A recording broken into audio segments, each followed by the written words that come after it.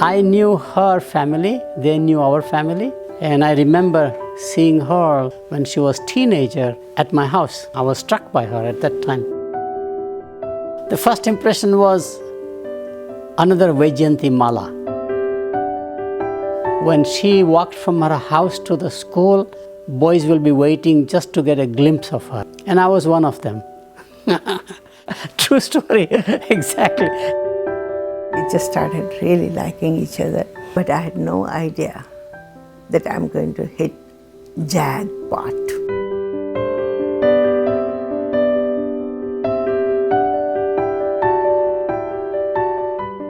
In Chennai, when I went, I wanted to preserve our language, Gujarati. So I started a Sahitya Sadan, which is a get-together of Gujaratis, encouraging young people to write poems, short stories, plays, whatever it is. As you know, Chennai, like Gujarat, is very conservative. We don't have boys and girls together in school even, right? But this particular family has allowed us to be together, boys and girls. I was a teacher at that time. I was teaching Gujarati and English and also a little bit of Hindi. She joined the association Sahitya Sadan or the Literary Academy a little later on. There was a very, very famous poet who was visiting Madras. So I wanted to definitely, go and attend that sessions. Everybody was very well behaved. Immediately I liked it and I said, okay, I'm going to go and join that. And I really enjoyed it very much. The first impression was another Vaijayanti Mala. Vaijayanti Mala was probably the most famous actress from South India. Absolutely beautiful. Madhu was the same way, striking. She had a style, walk, self-confidence. In fact, I can tell you that when she walked from her house to the school, boys will be waiting just to get a glimpse of her, okay? And I was one of them. We used to handwrite a magazine every year. He was very good in Gujarati. So we would edit all the material that has come in. So we started working that way together, and more we worked together, I think more we liked each other. I liked him. He was very well-behaved person. We just started really liking each other. When I met him the first time, I had no idea that he's leaving to go to United States. I guess by the time we decided, that we should be getting married. Then he tells me that he's planning to go to United States. And he says he's just going for 2 years. I said 2 years is not too long. I can wait that long. As soon as you come back from the United States, we can get married at that time. So I came in 61 August, and of course we were writing love letters typically. You cannot call because nobody had phones in India. License Raj, no phones at home. And call was like $7, 5 rupees exchange at that time. You can't afford it even. You have to make a trunk call where, to go to some telephone booth or it just was not. So we wrote letters in those days. We used to write continuously every week. As soon as I'll get his letter, I'll reply back to him on the very same day. Through the letters, we came to know each other. So he will write me all about, how United States is, how is the education system, how the weather is to be so bad over here. So he used to write all of those things, and I'll just let him know what is happening over there in Madras. So it was very interesting. And after coming here, he liked the education system so much in United States that he wanted to do PhD. Well, PhD, that means at least 3 or 4 years. And he didn't want to stay that long without me, so he wanted me to come here and get married and all of that so that we can stay together. I could not go back, so I said, can you come and marry me? We are same culture, Gujarati, same faith, Jainism, same language, same habit. Two families knew each other. They were not close, but they knew each other. Now the question is, how do you tell your parents? You don't in those days.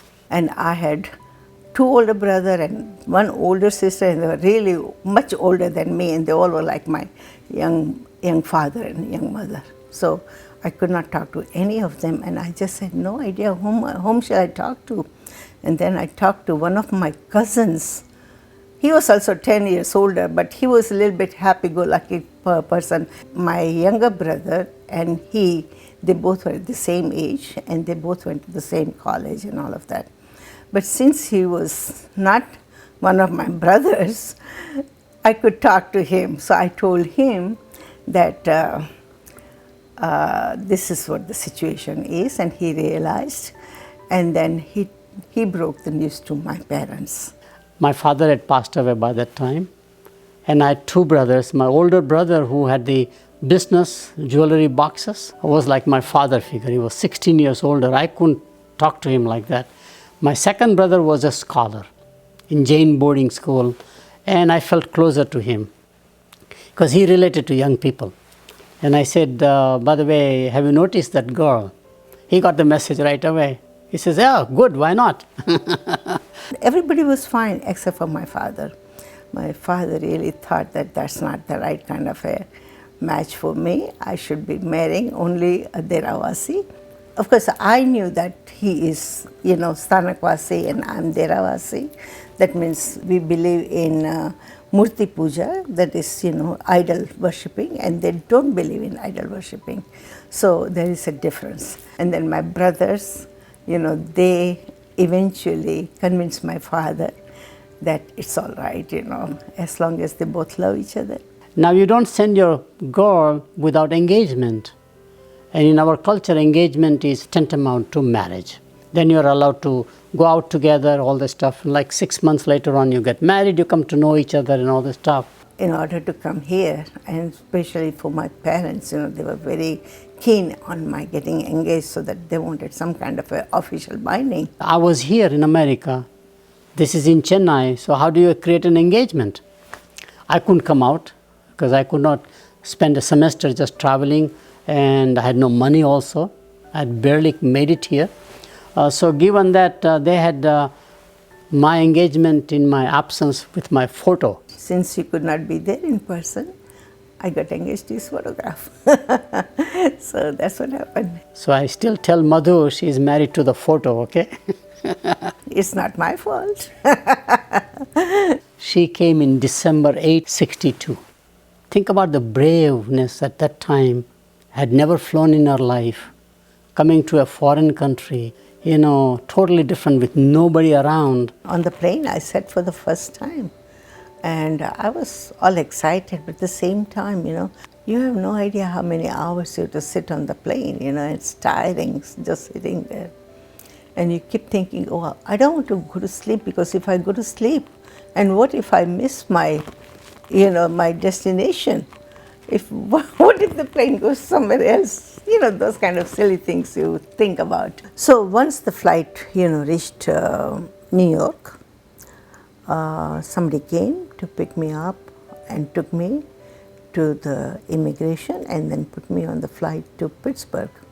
And when we landed in Pittsburgh, he came at the airport with one of his friends, and we went to our host family's house, and we stayed there for a couple of days.